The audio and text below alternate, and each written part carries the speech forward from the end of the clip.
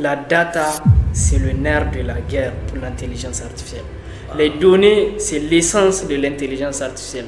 Imagine qu'il y a un outil d'intelligence artificielle, tu lui parles en Hausa. Il va te répondre. L'intelligence artificielle aussi, il ne faut pas oublier, c'est une opportunité pour l'Afrique de rattraper son état technologique. Moi, vraiment, c'est dont je rêve, c'est le chat GPT d'Afrique. Wow. L'IA peut-elle remplacer l'être humain? Moi, je peux dire quelque chose, ceux qui maîtrisent l'IA vont remplacer ceux qui ne le maîtrisent pas. Les entreprises sont en train de chercher des gens qui vont vite et qui sont capables de faire le travail de deux ou trois personnes pour pouvoir minimiser les coûts en fait. Tu peux nous dire les obstacles de l'IA? La peur du changement. Il y a beaucoup de gens, notamment dans les gens de l'ancienne génération, donc ils ont vraiment peur du changement. Parmi les désavantages de l'IA, c'est que ça rend les gens fainéants. Tout celui que l'IA rend fainéant, c'est qu'il était déjà fainéant. Toi, c'est l'IA seulement que tu maîtrises ou bien il y a d'autres domaines dans lesquels tu te lances de la technologie? Il y a la cybersécurité. La cybersécurité, pourquoi? Parce que l'intelligence artificielle aussi, ça vient avec ses lots de problèmes. Tes discussions que tu as avec ChatGPT sur, par exemple, un produit, les chaussures ou bien une caméra. Cette information-là, tu peux aller sur Facebook et soudainement tu tombes sur une publicité qui parle de chaussures, qui parle de caméra. Donc, quel est le rôle que l'État doit jouer? L'investissement dans les programmes scolaires. Pour que ce soit la cybersécurité, que ce soit l'intelligence artificielle, que ce soit le machine learning, que ce soit le deep learning. Quel conseil vas-tu donner à la jeunesse? Le seul conseil que je peux vraiment donner, c'est l'auto-formation. Et quelles sont les applications de l'IA qui peuvent les aider à faire progresser sur leurs activités? Je vais citer 5 outils IA incontournables. Salut à toutes et à tous, bienvenue dans cet nouvel épisode de podcast là où nous recevons les entrepreneurs, les hommes à succès qui ont pu surmonter tant de choses. Ils vont venir nous raconter pour nous motiver avec leurs histoires. Ce soir, nous recevons un jeune leader qui est passionné par la technologie, qui s'appelle Ali. Donc, monsieur Ali, bonsoir. Bonsoir. Et j'espère que ça n'a pas été facile le déplacement. Non, et ça va. Merci d'avoir accepté notre invitation d'abord. Il n'y a pas de souci. Et je vais te laisser te présenter à nos spectateurs et spectatrices qui nous suivent à chaque fois. Ok, d'accord, merci beaucoup. Merci beaucoup pour l'invitation aussi. Merci. C'est notre deuxième podcast. La fois dernière, je vous disais qu'on va revenir peut-être avec Ahmed. Aujourd'hui, on a changé les rôles. Donc, moi, c'est Vissi Hamadou Ali. Je suis spécialiste en intelligence artificielle et je suis aussi conseiller en transformation digitale. En gros, j'aide les entreprises grâce à la data et à l'IA à perfectionner leur productivité et aussi à mieux lire dans les données. Wow. Parce qu'aujourd'hui, les entreprises produisent beaucoup de données, mais peu d'entreprises utilisent réellement ces données-là pour pouvoir les exploiter à leur capacité optimale. Donc voilà. Wow. Donc il y a plein de choses à découvrir aujourd'hui, surtout sur l'IA. Surtout avec un gars qui est trop passionné par l'IA. C'est pourquoi aujourd'hui nous allons lui poser tant de questions. Donc essayez de liker et de vous abonner pour plus d'informations. Et allez-y sur sa page Facebook et TikTok pour vous abonner. Il parlait à chaque fois sur l'IA. Et c'est pourquoi même ce matin, je l'ai invité pour qu'il puisse nous en parler de plus. Donc ce matin, nous allons parler sur qu'est-ce qui le passionne d'abord, pourquoi l'IA et quels sont les obstacles de l'IA et quels sont les avantages de l'IA et comment l'IA peut aider un entrepreneur dans sa vie. Et d'abord, tu vas nous parler sur ton histoire. C'est quoi ton histoire avec l'IA d'abord? C'est que nous voulons savoir. Ok, d'accord. Et donc, l'IA, ça commence comme avec tout le monde, ça a commencé en 2022. En 2022, j'étais à ma dernière année de licence. Donc, 2023 jusqu'à 2024. Ouais. Je n'étais pas vraiment dans le truc des nouveaux et tout. Tout le monde courait, tout le monde parlait de ChatGPT. À un moment donné, moi, j'avais même cru que c'était quelque chose qui était réservé uniquement aux Occidentaux, aux Français, aux Américains, parce que c'est eux je voyais plus parler sur ça. Et un jour, on était là, on était assis, et puis il y a un ami qui m'a dit « Ah, avec ChatGPT, tu peux ouvrir ton compte. J'ai dit, c'est pas possible. Il a dit oui. Même en Afrique, il a dit oui. Sans numéro de téléphone, sans rien, il m'a dit oui.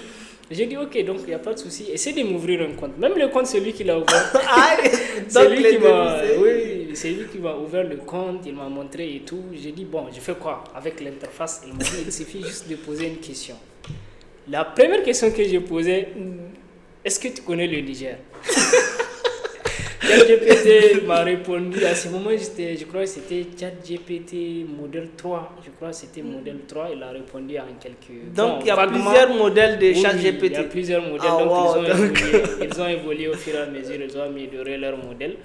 Donc, il m'a répondu vaguement. Il m'a présenté le Niger. Il m'a présenté quelques régions. Les trucs qu'on connaît classiques comme les zones bandes sahéliennes, le désert, le tout. J'ai dit, ça c'est mieux que Google en fait. C'est en quelque sorte Google mais boosté. C'est-à-dire boosté. Mais à ce moment, ChatGPT présentait quelques défauts. La connaissance était limitée jusqu'à, je crois, c'était en 2020, 2021 et quelques comme ça. En tout cas, la période dans laquelle on était, l'IA ne peut pas avoir les connaissances là jusqu'à cette date. C'est-à-dire, elle vous donnait des réponses à partir de 2020. Tout ce qui s'est passé après 2020, elle ne connaît pas. Et en ce moment, elle avait accès à Internet, mais peu. Donc, les données ne sont pas aussi exceptionnelles et tout. Donc, c'est comme ça. Et venait ensuite, en 2024, quand j'ai rédigé mon mémoire pour ma soutenance, donc j'avais choisi comme thème l'impact des fintech dans la transformation digitale, dans l'inclusion financière, en fait. Parce qu'en Afrique, on avait remarqué qu'il n'y a pas beaucoup de gens qui ont des comptes bancaires et tout. Et donc, moi, j'essayais de faire la liaison entre les TIC, donc c'est-à-dire les nouvelles technologies de communication et de l'information, dans cette inclusion financière-là. Est-ce que les NITA, les Amana, les autres ont vraiment un rôle à jouer dans l'inclusion financière, en fait? Donc, c'était ça le thème de ma thèse et pour ma soutenance et tout. Et l'intelligence artificielle, à ce moment, déjà, les gens ont commencé à mettre des barrières. Donc, la plupart des étudiants partaient dans ChatGPT, copier-coller pour aller présenter et tout. Et à l'université, ils ont mis un système qui permet de détecter si ton mémoire était rédigé par l'IA ou par l'IA. Bon, ça, c'est quelque chose qui va aller très loin. Parce que ça avait commencé en 2 ans à peine. Les gens ont commencé à mettre des barrières pour ne pas que ça nuit à la connaissance, ça nuit à quelque chose et tout. Et c'est en ce moment que j'avais fait mon mémoire parce que j'avais le sujet depuis. Donc quand j'étais venu directement, j'avais commencé à rédiger, j'ai fini ça rapidement le plus tôt possible. J'ai fait des recherches. L'IA m'a facilité quand même pas mal de recherches, mais comme c'est au Niger, j'ai pris la zone IEMOA d'abord. Donc parmi tous les pays de la zone IEMOA, c'était le Niger sur lequel il manquait énormément de données. Donc ça m'a vraiment agacé. Donc c'est ce qui t'a même poussé à t'intégrer, à te donner en fond. Et surtout que moi j'étudiais la statistique, donc ingénierie statistique et financière. Donc là, les manques de données, ça m'a vraiment frustré, surtout sur le cas du Niger. Je me demandais, mais qu'est-ce qui se passait? Pourquoi il n'y a pas assez de données? Pourquoi pas mon pays? L'INS, l'Institut national de la statistique, elle est là, qu'est-ce qui se passe? Rien, je ne trouve pas. Il y a des trucs, dans mes courbes, il y a des trucs creux. Et je n'arrive pas à les expliquer. Pourquoi c'est creux? Pourquoi ça coupe, par exemple, pour le Niger, le Mali, le Burkina? Il y a des choses qui coupent. Donc, c'était vraiment compliqué. Donc, j'ai fini quand même avec l'IA. J'ai pu mettre, parfois, quand même, quand je sais que ça va léser, j'ai pu faire des anticipations, des prédictions de données, en fait, avec l'IA. Donc, avec ces prédictions-là, j'ai pu combler le vide qu'il existait et avoir des tendances normales ou bien avoir des choses qui sont logiques en fait, en quelque sorte. Donc vraiment c'est là-bas que ça a commencé avec l'IA. Je me suis dit bon, et ce que les gens n'ont pas compris, c'est depuis que l'IA a été apparu, c'est que les gens le prenaient comme un sous-traitant. C'est-à-dire on copie, on colle, on copie, on colle. Mais moi j'avais compris ça vraiment très tôt, donc j'avais dit que l'IA ne va jamais remplacer ma capacité à décider. C'est ce qui me renvoie à notre deuxième question. Les gens disaient que l'IA est en train de remplacer les gens, l'être humain. tellement ça aide trop les gens, surtout au niveau de l'université que tu dis, on avait mis des barrières pour ne pas faire les copies-coller. Et je vois actuellement en Afrique, ça vient tout juste de venir, c'était dans le 2023 que la jeunesse même avait découvert beaucoup sur l'IA. Il n'y a même pas plein d'informations sur l'IA. Et du coup, les gens s'intéressent, tout ce qu'ils font, c'est dans l'IA, ils font des copies-coller. Maintenant, tu peux nous en dire, est-ce que l'IA peut-elle remplacer l'être humain ou bien elle est toujours là en tant que soutenance pour l'être, parce que les gens se mettent trop à fond avec l'IA. Bon, en tout cas, ce que je peux dire, c'est qu'il y a des métiers qui sont en danger. Ça, c'est sûr. Il y a vraiment des métiers qui sont en danger. Donc, les entrepreneurs, là, je vous encourage vraiment pour entreprendre. Donc, mais sincèrement, l'IA, pas pour aujourd'hui, ne va pas remplacer les humains, pas pour l'instant quand même, parce qu'actuellement, il y a des discussions sur l'AGI qui est l'intelligence artificielle générale qui va apparaître. Les gens sont en train de faire des spéculations en 2030, en 2050, en 2045 et tout ça. Donc, mais pour l'instant, quand même, l'IA, ça permet juste de booster les capacités de l'être humain. C'est-à-dire qu'il y a des compétences, que ce soit en développement web, en marketing digital, ou bien même en montage vidéo, ou bien en production de contenu.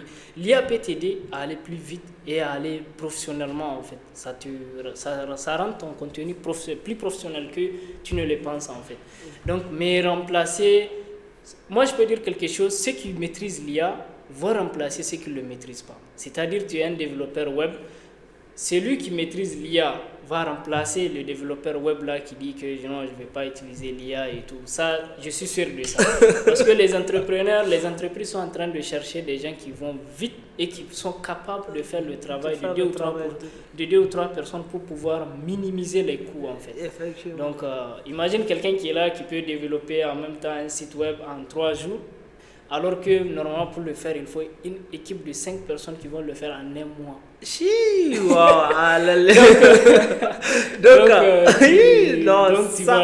Ça c'est à réfléchir. Voilà. Et quand il disait les entrepreneurs sont en danger, et en Chine même tout dernièrement, j'avais vu, ils ont fait des véhicules sans chauffeur. Oui. Donc, je peux dire que dans peu de temps aussi, les chauffeurs seront en danger. Oui, c'est ce que je disais, il y a des métiers qui sont vraiment en danger. La Chine est en train d'expérimenter l'IA, les voitures autonomes, plus que n'importe quel autre pays au monde. Parce qu'aux États-Unis, il y a des règles qui sont là. On n'en parle même pas en Europe. Les règles, c'est autre chose.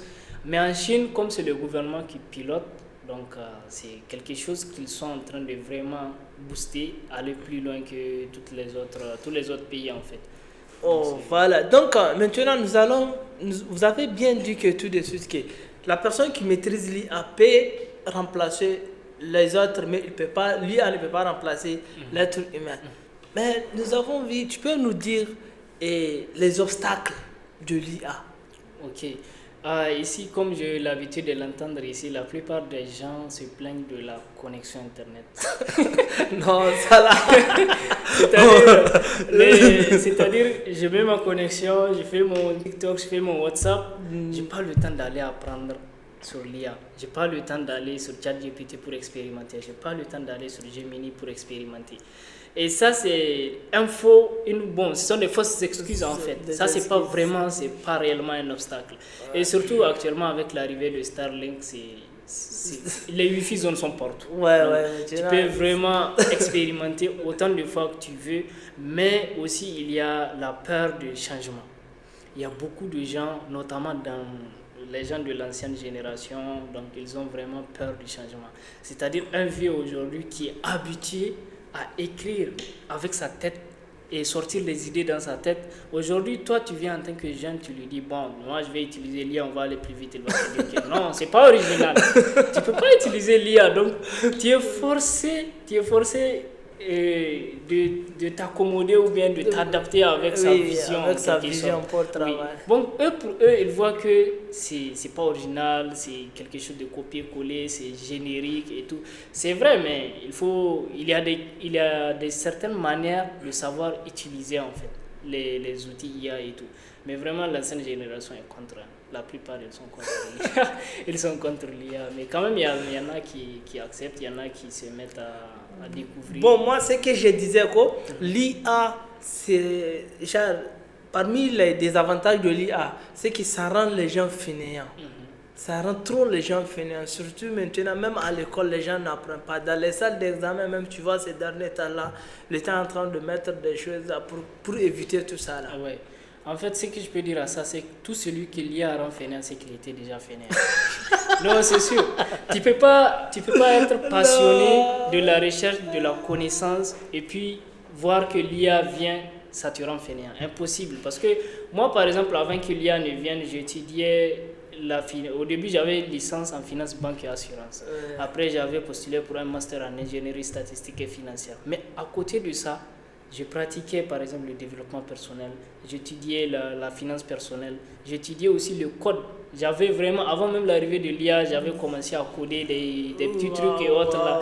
Donc j'étais vraiment passionné de la technologie, j'étais passionné du développement personnel et tout. Mais aujourd'hui que l'IA est là, c'est pas que ça va me rendre fainéant. En fait, ça va me booster ma capacité à aller plus loin. Produire plus. Parce qu'aujourd'hui, si tu as besoin d'apprendre quelque chose, tu n'as pas besoin d'aller en bibliothèque pour passer des heures à lire, ou bien passer sur Internet, des recherches, avant même de trouver un lien ou bien un article qui va parler de la chose, ou bien partir sur YouTube, regarder des heures de formation et tout.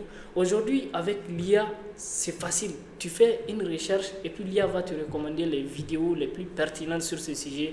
Allez sur YouTube directement, taper le nom de ces vidéos-là et regarder les vidéos-là. Donc, au lieu de passer des heures à tester les vidéos pour voir laquelle est la plus performante, avec l'IA, ça te permet d'aller plus vite. Donc, moi, je ne dis pas que l'IA rend fainéant. Ceux qui sont fainéants grâce à l'IA le sont déjà, en fait. Donc, ça permet juste de booster vraiment la capacité. Voilà, donc du coup là nous sommes déjà rentrés dans l'utilité, l'importance de l'IA dans la vie de l'être humain. Exactement. Donc maintenant tu peux nous dire qu'est-ce que l'IA t'a apporté toi? C'est que l'IA t'a apporté dans ta vie. Ok.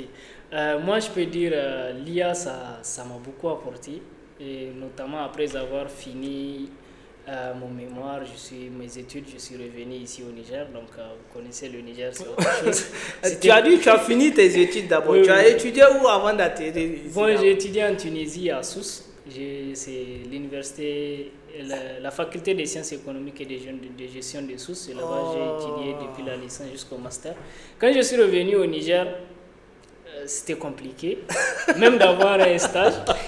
Moi, en fait, quand j'étais venu, j'avais pour ambition de passer à l'INS pour voir qu'est-ce qui s'est passé. Pourquoi je n'arrivais pas à avoir les données là que moi je cherchais depuis. Pourquoi qu'est-ce qui bloque?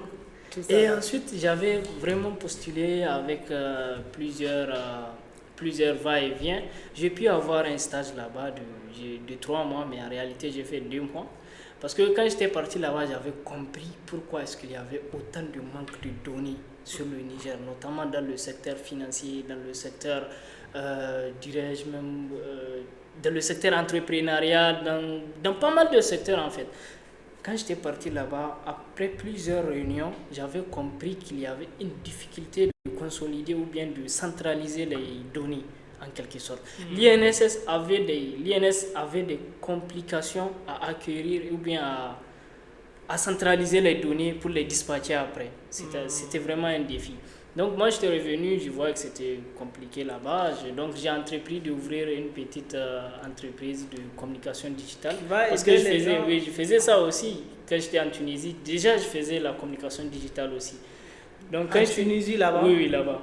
Donc quand j'étais venu ici, j'avais ouvert une petite boîte avec des amis. On a vraiment commencé à faire de la communication digitale. Et là-bas, l'IA m'a beaucoup aidé parce que j'ai utilisé l'IA pour me perfectionner, pour me former, que ce soit dans l'utilisation des pages Facebook, des pages TikTok, LinkedIn et aussi surtout les Facebook Ads, les Google Ads. Tout cela, en fait, l'IA m'a beaucoup aidé pour pouvoir acquérir ces compétences-là et pouvoir les vendre à d'autres personnes. Voilà, donc dans tout ce qu'il nous a dit en grosso modo, lui l'avait aidé dans l'entrepreneuriat. Il est en train de faire progresser toutes ces choses déjà. Exactement. Et donc maintenant pour ces jeunes-là qui nous suivent, qui ne savent pas, les jeunes entrepreneurs qui nous suivent, qui ne savent pas dans quel sens utiliser l'IA, Parce qu'il y a plein de gens qui actuellement ils se limitaient seulement à ChatGPT. Ouais, Même moi au début je me limitais seulement à ChatGPT. Je pose mes questions, il me répond et là moi je suis satisfait. Donc j'ai pas une grande image pour dire qu'il y a Gemini, il y a Claude, il y a Perplexity, tout ça là, j'ai pas une idée de ça là. C'était après je me suis lancé dans ça moi aussi. Donc pour ces jeunes entrepreneurs là qui nous suivent, tu peux nous en dire quelles sont les applications de l'IA qui peuvent les aider à faire progresser sur leurs activités. On prend l'exemple d'un jeune entrepreneur qui se lance dans l'agriculture. Dans l'agriculture. Ok, d'accord. Et tout d'abord, je vais citer 5 outils IA incontournables. Récemment, j'en avais cité dans mes vidéos. Donc, ce sont vraiment les outils IA là pour l'instant.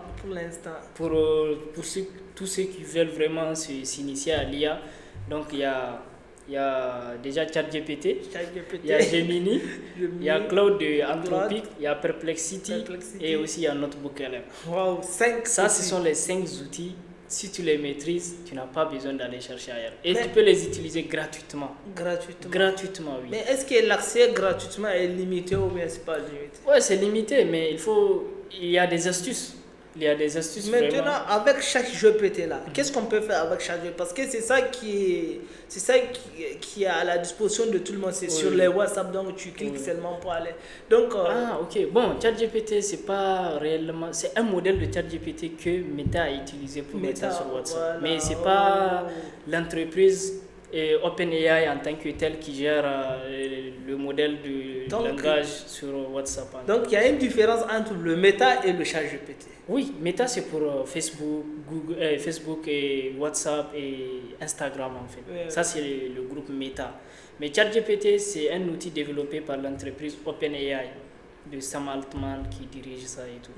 Donc pour revenir à ta question, pour l'agriculture, déjà il y a les 5 là. Il faut d'abord utiliser ChatGPT pour se renseigner sur l'agriculture et aussi pour pouvoir avoir des informations, les statistiques, les données, parce qu'il est capable de se connecter en ligne directement. Et tu peux utiliser Perplexity aussi pour pousser les recherches. Est-ce qu'il y a des entreprises qui sont déjà en train de faire ce que toi tu veux faire? Est-ce qu'il y a des personnes qui sont déjà en train de parler sur ce que tu veux faire en quelque sorte? Avec Perplexity, il te donne des données directement exploitables, soit des liens, des vidéos ou bien des liens de sites web, des liens d'articles et tout. Donc tout ça là, apparemment, cette podcast là, c'est aussi une formation. Hein. Il est en train de nous donner toutes les informations. Donc voilà.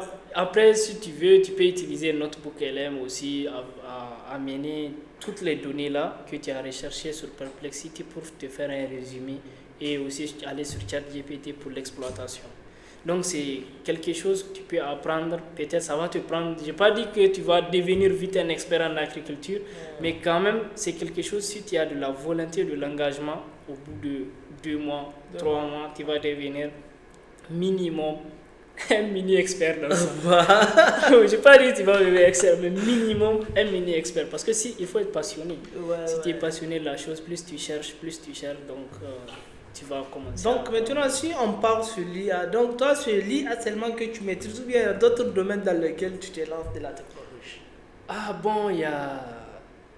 Je dirais qu'il y a la cybersécurité. La cybersécurité, pourquoi? Parce que l'intelligence artificielle aussi, ça vient avec ses lots de problèmes. Maintenant, il faut un bouclier pour pouvoir protéger les utilisateurs en quelque sorte, les données, parce que il faut aussi dire aux gens que l'IA c'est gratuit, mais ça a aussi son prix. Comme on dit, si quelque chose est gratuit, c'est que c'est toi le produit. C'est toi l'exploite. Donc la cybersécurité vient renforcer ce côté-là. Donc avec la Société Intégrale Technologie aujourd'hui, on est vraiment spécialisé dans la cybersécurité, on forme les gens, on les sensibilise quant à l'utilisation de l'intelligence artificielle dans leurs données et tout. Donc c'est vraiment quelque chose aussi dans lequel je suis vraiment engagé, parce qu'il ne faut pas dire faut pas pousser les gens seulement à utiliser l'IA, il faut aussi leur dire ce qu'il y a derrière. Plus tu comprends comment elle marche, plus il y a des marges de manœuvre plus professionnelles, plus safe en fait. Voilà, tout de suite, tu avais bien dit que si quelque chose est gratuit, si c'est pas toi le produit, c'est toi le produit. Si c'est pas quoi on dit, qu'est-ce que tu avais dit tout de suite? Ouais, en fait, si quelque chose est gratuit, c'est que c'est toi le produit. C'est moi le produit. Donc, tout de suite, vous avez encore dit que on peut utiliser toutes ces IA là gratuitement. Exactement. Donc, quand tu les utilises gratuitement, donc c'est toi le produit ou bien qu'est-ce qu'on fait? Il faut essayer de nous éclaircir. En fait, quand tu discutes avec ChatGPT, par exemple, tu lui demandes quelle est la capitale du Niger, elle va te répondre par exemple Zender ou bien quelque chose. Elle peut te répondre Niamey. Hein. Et puis, vous êtes là derrière, vous lui dites à chaque fois, non, c'est pas Niamey, c'est Zender, ou c'est pas Niamey, c'est Zender, c'est pas Niamey, c'est Zender. Au fur et à mesure que vous le dites, plus de personnes le disent, lui, il va le récupérer, il va l'analyser. Au final, le Niamey, là, il va barrer ça. Il va barrer Niamey et la prochaine personne qui va demander la capitale du Niger, il va dire directement c'est Zender. Il va dire c'est Zender. Donc, pour vous dire que toutes vos discussions que vous avez avec ChatGPT, souvent, les discussions là sont utilisées pour permettre aux IA, pour les entraîner en quelque sorte, pour les améliorer en quelque sorte. Donc toi, on ne peut pas te donner un accès illimité parce que tu es en train de consommer. Chaque question que tu poses à ChatGPT, ce sont des serveurs qui brûlent, c'est des COD qui ça dégage et tout. Chaque image que tu génères, on dit que c'est l'environnement qui dégrade. Mais en quelque sorte, c'est ça. On ne peut pas t'empêcher d'utiliser ça complètement et aussi on ne peut pas te donner tout le contenu parce qu'ils ont besoin de tes questions et réponses là pour pouvoir entraîner le modèle davantage. Waouh! Donc, ce qui veut dire que l'IA même apprend de nous. Exactement, oui. Et nous aussi, nous apprenons de l'IA. Exactement. Tous les commentaires, toutes les publications qu'on fait en ligne, c'est vraiment ça, l'IA utilise. Tous les blogs, les sites web, tout ça, l'IA utilise pour pouvoir nous donner des réponses. Donc, plus la donnée qu'elle utilise est biaisée, la réponse aussi sera biaisée. Donc, c'est pour ça qu'il faut faire attention à l'utilité de l'intelligence, à l'utilisation de ces outils-là. Oui, non, il faut faire très attention même, parce que ce que je viens d'apprendre, et j'espère que nos téléspectateurs et téléspectatrices qui nous suivent aujourd'hui ont aussi appris beaucoup de choses sur l'IA. Et as-tu une fois, combien de jeunes as-tu formé dans ces domaines-là?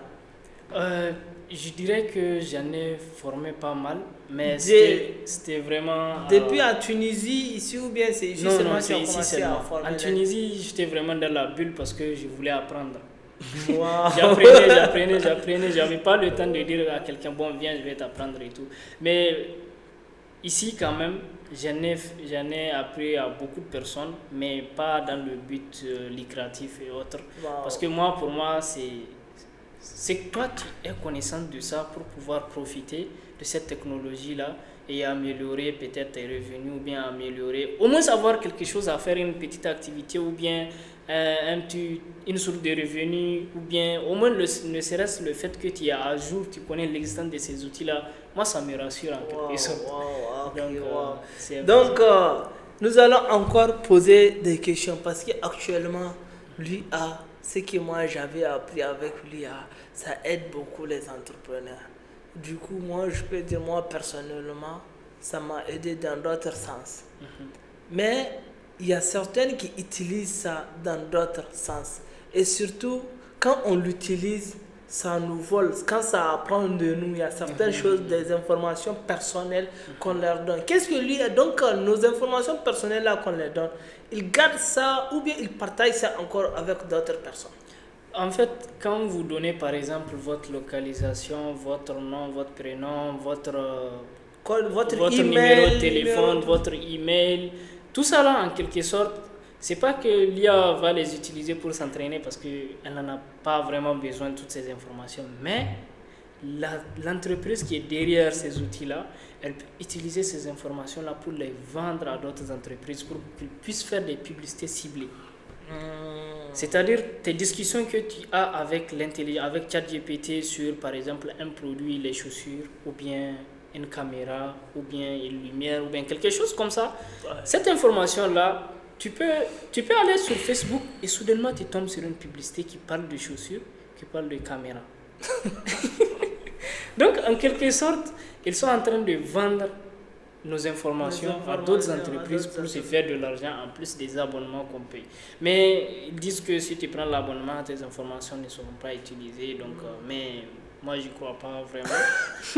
Même lui qui le respecte, il ne croit pas. Donc, nous, qu'est-ce qu'on peut dire ici là? Il faut comprendre que la data, c'est le nerf de la guerre pour l'intelligence artificielle. Les données, c'est l'essence de l'intelligence artificielle. Parce que l'intelligence artificielle, on a tendance à oublier que ça ne date pas d'aujourd'hui. Les premières recherches ont commencé depuis dans les années 1950. Les ingénieurs avaient pour but de développer des machines qui seront capables de réfléchir comme les humains. Mais qu'est-ce qui les ont freinés? C'est la data qui manquait, la donnée. C'est ça qui manquait. C'est pour ça, avec l'arrivée maintenant d'Internet en 1980 jusqu'à maintenant en 2008 récemment, là, ils ont commencé, on a vu émerger beaucoup de solutions comme les Amazon en ligne, les Facebook, les WhatsApp, et les sites web et les réseaux sociaux et tout. Donc, ils se sont servis de toutes ces données-là pour pouvoir entraîner les modèles en 2000. Donc, en 2022, on a commencé à parler de l'intelligence artificielle. Mais réellement, ça a commencé depuis. Par exemple, OpenAI, ça a commencé depuis 2015. Mais c'est en 2022 seulement on a entendu parler de OpenAI. Moi, c'est pas en 2021. C'est pas en 2022 que ChatGPT, ils ont commencé puis ils ont fait sortir ChatGPT. Ils ont commencé depuis. Ils sont en train de travailler sur ça. Ils ont fait sortir ChatGPT en 2022. Wow. Donc c'est, par exemple, pourquoi aujourd'hui on dit que Google doit être la star favorite ou bien quoi de la course à l'intelligence artificielle, parce que Google a énormément de données. Wow. Tout ce qu'on fait sur Internet, c'est Google. Tout ce qu'on fait sur Google, c'est Google. Donc, au début, ils ont dit que non, les données de nos internautes, on ne va pas les utiliser pour entraîner nos modèles d'intelligence artificielle. À un moment donné, il y a un directeur général, on l'a changé, il est venu, il a dit que non, OpenAI est en train de rafler les marchés. Il y a Anthropic aussi qui est en train de venir. Donc, ils ont cassé cette barrière-là. Dès qu'ils ont cassé la barrière-là, ils ont commencé à utiliser nos données de recherche, nos données de navigation et tout. Gemini a explosé. Wow. Gemini est devenu en quelques mois seulement le modèle le plus performant du marché. Wow. Donc, c'est vraiment pour vous dire que la donnée, c'est le nerf de la guerre en intelligence artificielle. Wow. Voilà un peu. Donc, l'IA, je peux dire que vraiment, pour les entrepreneurs, nous avons appris quelque chose de ce que notre invité de ce matin est en train de dire. Dans quel sens nous devons utiliser l'IA. Et ceux-là qui ne connaissent pas, qui ne comprennent pas c'est quoi l'IA jusqu'à présent. Donc, je vous invite vraiment à vous lancer, à chercher, pas pour détruire quelque chose, mais pour maximiser les choses comme tu viens de le dire. Pour maximiser les choses. Exactement. Parce que, par exemple, là, il y a beaucoup d'entreprises qui n'ont pas énormément de personnel parce qu'ils n'ont pas les moyens. Mais avec l'intelligence artificielle, peut combler cette absence-là. Ou bien ce manque de personnel, ce manque de compétences.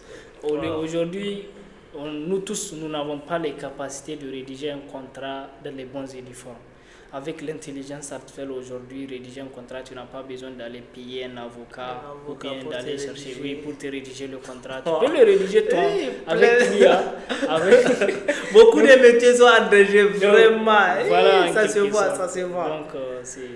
Donc vraiment, j'encourage les jeunes qui sont à l'école, qui ne veulent pas entreprendre, qui attendent toujours des financements, de se lancer vraiment parce qu'il y a des opportunités qui se passent. Il y a des opportunités qui sont déjà à votre porte. Il suffit seulement de claquer, de frapper à la porte et puis vraiment vous allez tomber dans les opportunités. Exactement. Et surtout avec ces jeunes qui sont là, qui sont passionnés par la technologie, qui sont prêts encore à aider les gens. Vous avez entendu bien ici, il avait aidé plein de jeunes. Il a formé des jeunes dans l'IA. Donc, si vous avez besoin de formation, bientôt même nous avons parlé sur une formation que tu dois vraiment lancer pour la jeunesse. Parce que comme tu l'avais dit, ici au Niger précisément, au Niger, les choses n'évoluent pas vers là-bas, donc vers la technologie. Donc, il nous faut des jeunes comme lui pour faire évoluer les choses, pour maximiser les choses. Donc, et je peux partir ça va me renvoyer à une question. L'IA peut-elle aider l'État ou bien quelle est l'importance de l'IA au niveau de l'État? Qu'est-ce que l'IA peut tout d'abord, moi, ce que j'envisage et ce que j'encourage surtout au niveau de l'État, ce n'est pas seulement d'utiliser l'IA, mais c'est de l'utiliser de manière conforme Surtout la conformité. Aujourd'hui, un État ne peut pas avoir des outils IA qui sont hébergés sur des data centers à l'étranger et tout. Parce que les données de l'État, ce sont des données vraiment confidentielles. Ça doit être très très confidentiel. Ce sont des données très sensibles. Donc moi, ce que je vois, c'est vraiment le développement des data centers nationaux. Tant qu'on a nos data centers nationaux, on peut développer des modèles d'intelligence artificielle spécifiques pour aux usages gouvernementaux ou bien pour les entreprises et tout. Et les héberger au Niger. Au lieu de les héberger quelque part, on les héberge au Niger. Donc avec nos infrastructures, nos data centers, nos données qui sont vraiment hébergées ici au Niger. Aujourd'hui d'ailleurs, la plupart, quand vous regardez les sites des ministères ou bien des organismes gouvernementaux, ce sont des points NE. Les points NE, ça veut dire que les sites là sont hébergés au niveau de Niger Telecom, dans le data center de Niger Telecom. Donc les sites sont déjà hébergés ici. Voilà, les sites là sont déjà hébergés ici. Parce que les héberger ailleurs, ça revient à... On n'a pas la souveraineté en quelque sorte. Donc vraiment, ce que moi j'encourage, c'est la souveraineté d'abord. Et ici au Niger, ils sont en train de faire vraiment des actions, mais ça demande beaucoup. Parce que comme je te l'avais dit déjà, il y a déjà la difficulté d'accès aux données. Par exemple, pour entraîner des modèles d'intelligence artificielle, on doit avoir des open data. Ce sont des données qui devraient être ouvertes pour que les spécialistes là d'intelligence artificielle puissent entraîner les données, les modèles d'intelligence artificielle à base de ces données-là. Donc, jusqu'à présent, au Togo, j'ai vu, ils ont fait ça, au Bénin, ils ont fait ça, au Burkina Faso, bon, je ne sais pas vraiment, mais au Niger, je n'ai pas encore entendu parler de ça. Et surtout, il y a l'interopérabilité, c'est-à-dire pour que les institutions puissent communiquer entre eux. Donc, il faut des infrastructures pour que toutes ces institutions-là, la donnée-là soit centralisée quelque part, pour que les spécialistes puissent les utiliser et tout. Donc ça va vraiment aider le gouvernement, surtout dans la digitalisation des services publics, notamment la délivrance des cartes d'identité, des pièces administratives comme le casier judiciaire, comme aussi l'acte de naissance et tout ça, au lieu d'aller faire une queue là-bas. Là. Normalement, avec les sites, ils devraient déjà commencer à le faire, mais avec l'intelligence artificielle, ça devrait aller encore plus loin. Voilà, et donc maintenant, ce que j'aimerais en savoir, tu es venu au Niger en quelle année d'abord? En 2024. En 2024. Donc il y a 2 ans de cela. Donc depuis 2024, quand tu étais venu jusqu'à 2026 actuellement, est-ce que tu as remarqué une évolution au niveau de l'intelligence artificielle? Parce que quand tu étais au Tunisie, tu avais dit que bien, ça ne marche pas, ça passe. Est-ce que tu as remarqué une évolution ici? Oui, il y a de l'évolution, mais pas comme on le veut. Mais il y a quand même de l'évolution parce que moi, surtout avec l'arrivée de Starlink, on observe vraiment pas mal d'évolution avec la multiplication des Wi-Fi zones et tout. Donc les gens ont, par exemple, la possibilité d'aller sur TikTok et tomber, ne serait que sur une seule vidéo qu'on parle d'intelligence artificielle. Donc aujourd'hui, impossible d'ouvrir TikTok, par exemple, défiler jusqu'à 1h, 2h sans tomber sur une voix d'intelligence artificielle ou bien une vidéo générée par intelligence artificielle. Mais moi, je me disais ici, ça dépend de ce que tu regardais dans... Oui, mais TikTok. La plupart des gens, on utilise l'IA pour encore abrutir les gens. C'est-à-dire, une voix d'intelligence artificielle, dès que tu l'entends, tu sais. Donc la personne, automatiquement, elle sait que cette voix-là, même si elle est comique, au moins c'est de l'IA, au moins c'est pas vrai. Donc c'est vrai, les gens commencent à prendre conscience de ça, que l'IA aujourd'hui, elle peut faire de la voix, elle peut faire des vidéos, elle peut faire des images. Et aussi, on voit parfois dans la ville des affiches qui sont collées au panneau, complètement générées par l'IA. Donc, il y a de l'évolution. Chacun évolue à sa manière, mais il y a de l'évolution. Mais il y a quand même beaucoup à faire. Il y a vraiment beaucoup à faire. Donc, maintenant, comme tu viens de dire, il y a beaucoup à faire. Donc, quel est le rôle que l'État doit jouer dans cette perspective pour que ça puisse aller comme on le veut, pour que ça puisse évoluer? Ok. Pour l'IA, quand même, au niveau de l'État, c'est juste la conformité. C'est-à-dire vraiment que de voir avec les géants de l'intelligence artificielle dans l'utilisation de nos données. Parce qu'il y a beaucoup de pays qui le font, il y a beaucoup de pays qui n'acceptent pas qu'on collecte les données de leurs citoyens pour aller utiliser dans d'autres pays ou bien oui, pour d'autres raisons ou bien quelque chose comme ça.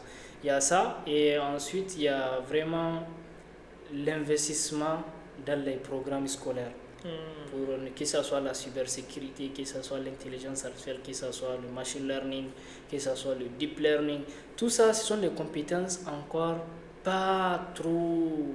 C'est pas disponible au Niger. Aujourd'hui, si tu as besoin, tu dis je vais recruter 5 jeunes pour travailler sur le machine learning, entraîner un modèle d'intelligence artificielle.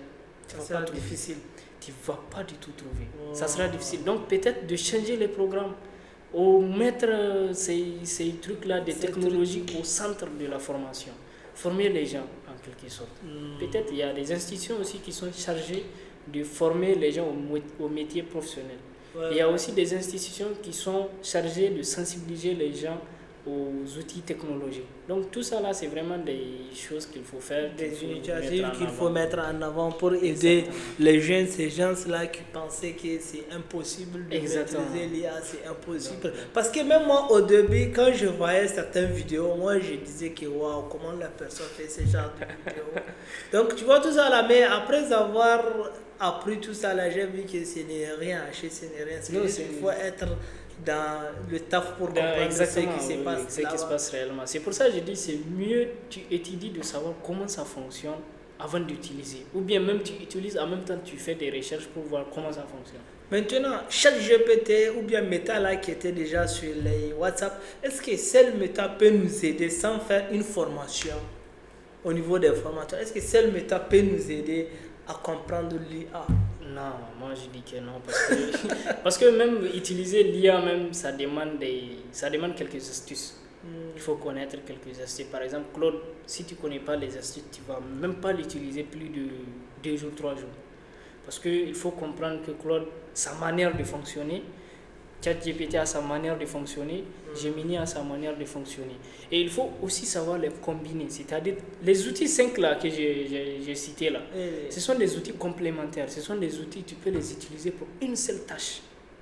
Pour une seule tâche, tu peux passer d'un outil à un autre en fonction de la spécialité de chaque outil. Donc c'est mieux quand même de s'approcher des gens qui sont déjà dans le métier pour pouvoir comprendre l'utilisation. Et surtout comprendre le background, comment ça fonctionne, qu'est-ce qu'il y a derrière sous le capot, comme on dit, qu'est-ce qu'il y a sous le capot.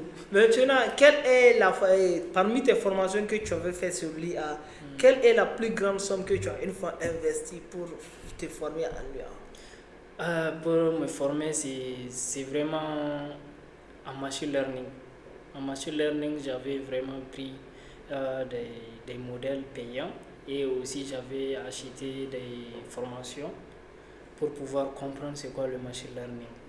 Parce qu'au début, j'avais commencé sur une application qui donnait des formations gratuitement, mais le moins cher coûte toujours cher. Donc, après, j'avais vraiment cherché des vraies formations. Et aussi, j'ai appris un peu l'anglais aussi pour pouvoir comprendre. Parce qu'il y a des formations, il faut être anglophone pour pouvoir les comprendre et tout. Donc j'avais vraiment regardé des formations sur ça pour comprendre le machine learning, comment ça fonctionne. J'ai même appris Python, qui est un langage que... Imagine quelqu'un qui n'est même pas dans le métier. Donc pour le machine learning, j'étais obligé d'apprendre Python. Python, ça c'est quelle langue? Ça c'est un langage de programmation en quelque sorte. C'est avec ça on programme tous les outils, tous les trucs de l'intelligence artificielle. Donc j'étais obligé d'apprendre ça parce que j'avais un projet d'outils d'intelligence artificielle. Donc qui sera totalement indépendant de tout ce que l'on connaît et tout. Donc c'est vraiment de ça dont nous avons besoin, des spécialistes dans ça. Si on a des spécialistes dans ça, on veut un outil d'intelligence artificielle par exemple qui sera capable de nous faire des études de sol pour des cultures. Donc les gens se mettent de côté et puis on a les données, on va prendre, même si ce sont des données fictives, à entraîner le modèle et on part, on fait des recueils, des sédiments, des trucs, on vient, on lui met, il analyse en fonction des compositions chimiques, en fonction de la dégradation, de l'hydratation et tout. Et il va te dire, et je vous assure ça existe, et il va te dire, dans ce sol, sur cette surface, c'est quelle culture qui est appropriée. Il va te le dire. Si c'est de la pomme de terre, si c'est du moringa, si c'est de quelque chose, il va te dire. Il y en a déjà des outils comme ça. Oh non, ce gars-là est très fort, elle, non. Donc, maintenant, Et quel programme envisages-tu pour la jeunesse? Surtout pour la jeunesse nigérienne. Je peux dire en Afrique parce qu'il ne faut pas toujours rêver petit, il faut toujours rêver grand. Même si ça évolue là-bas, de façon tu parlais, donc il faut passer à une vitesse maximale. Exactement. Donc qu'est-ce que tu prévois pour la jeunesse nigérienne, la jeunesse de l'AES en particulier, et tout le monde, qu'est-ce que tu prévois dans l'avenir? Moi, vraiment, ce dont je rêve, c'est le ChatGPT d'Afrique. Wow, wow, c'est fort, c'est fort. C'est le ChatGPT d'Afrique. Par exemple, imagine, tu as un outil d'intelligence artificielle, tu lui parles en Hausa. Il va te répondre. Il va te répondre, il te comprend. Tu lui parles en Zarma. Donc tout ça là, c'est possible. C'est possible. Et par exemple, comment, si on arrive à comprendre les IA qui transforment les textes en audio, ce sont des IA qui ont été entraînés à écouter plusieurs messages d'audio. Donc ça là, je peux dire que ça peut aider l'État parce qu'ils veulent intégrer la langue Hausa et la langue Zarma donc, tu vois, dans l'éducation. Wow, ça c'est une bonne nouvelle. Ce sont les outils qu'on peut implémenter dans nos propres outils comme les téléphones. Imagine, tu as un téléphone qui comprend la langue Hausa. Wow. Au lieu de dire, dis Siri, appelle ceci. Tu lui appelles par son nom Hausa et puis tu lui dis, Kiramine Wana. Donc, imagine, c'est quelque chose vraiment imminent en quelque sorte en Afrique parce qu'on ne va pas vraiment passer le temps à nous baser sur les outils importés. Voilà, toujours importés. Oui, des Américains et tout. On sait que ce sont des capitalistes, donc c'est autre chose. Et récemment même, il y avait Alain Foucault qui avait fait une vidéo sur l'intelligence artificielle. Est-ce que l'Afrique avait raté le train de l'intelligence artificielle? Parce que nous avons raté le train de l'Internet. Nous avons raté le train de beaucoup de choses.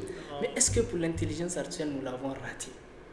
Donc c'était une question qui était restée en suspens parce que dans les gouvernements, la plupart, ça ne bouge pas.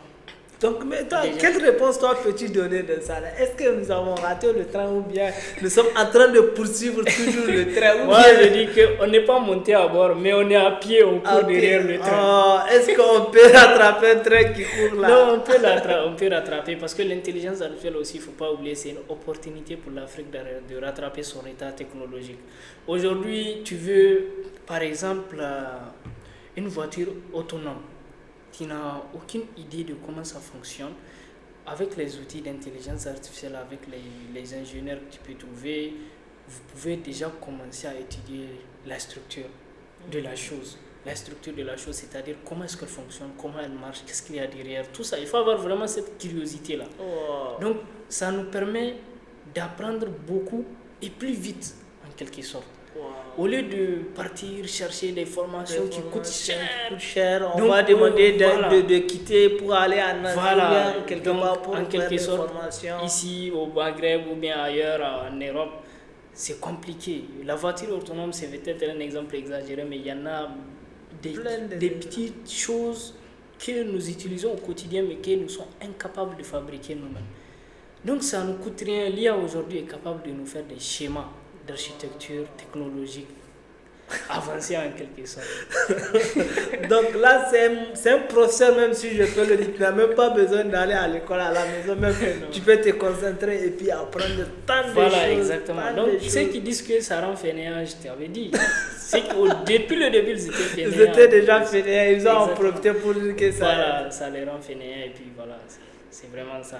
Voilà, donc vraiment, il y a tellement de choses que moi, je viens d'apprendre.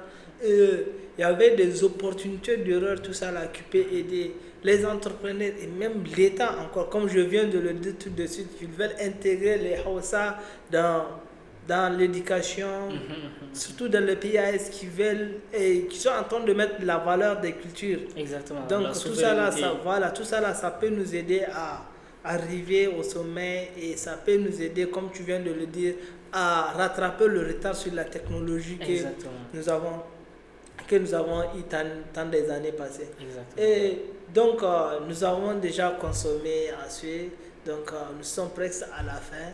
Et quel conseil vas-tu donner à la jeunesse africaine, particulièrement la jeunesse du Niger, et à l'État aussi, sans oublier l'État pour parler sur l'État parce que nous avons touché un point qui peut les intéresser, qui intéresse tout le monde, d'ailleurs même surtout qui veulent intégrer, comme je dis, l'éducation, les langues dans l'éducation. Ok, donc là déjà le temps il est parti. On n'a même pas eu le temps de parler de l'automatisation et tout. Ça là, mais quand même, on va se reprendre après. Ceux qui veulent tout comprendre, ceux qui veulent presque comprendre les choses, vous pouvez aller sur son compte TikTok et Facebook pour liker et regarder les vidéos. Et il y aura bientôt une formation qui sera lancée uniquement sur lui à ceux qui veulent apprendre comment automatiser. Même on avait juste un peu en parler, mais quand même prochainement on va revenir sur ça. Ok. Donc il faut essayer de nous donner des conseils à la jeunesse, à cette jeunesse qui est là à la maison, qui dorme, qui disent qu'il n'y a pas de travail, il y a manque d'opportunités et qui ont toujours de la connexion. Et il y a certains qui ont même la chance d'avoir de Wi-Fi. Actuellement les Wi-Fi sont à 100 francs, 100 francs. Exactement. Donc moi, le seul conseil que je peux vraiment donner, c'est l'auto-formation. L'auto-formation. De s'auto-former. Il ne faut pas attendre à ce que quelqu'un va te dire, viens, je vais t'apprendre quelque chose, ou bien paye comme ça, je vais te payer, je vais t'apprendre quelque chose. Aujourd'hui, vous avez tous les outils nécessaires à votre disposition. Peu importe le domaine dans lequel vous voulez vous former, sauf par exemple les domaines qui demandent des accréditations pour pouvoir exercer, comme la médecine, les juridictions et autres.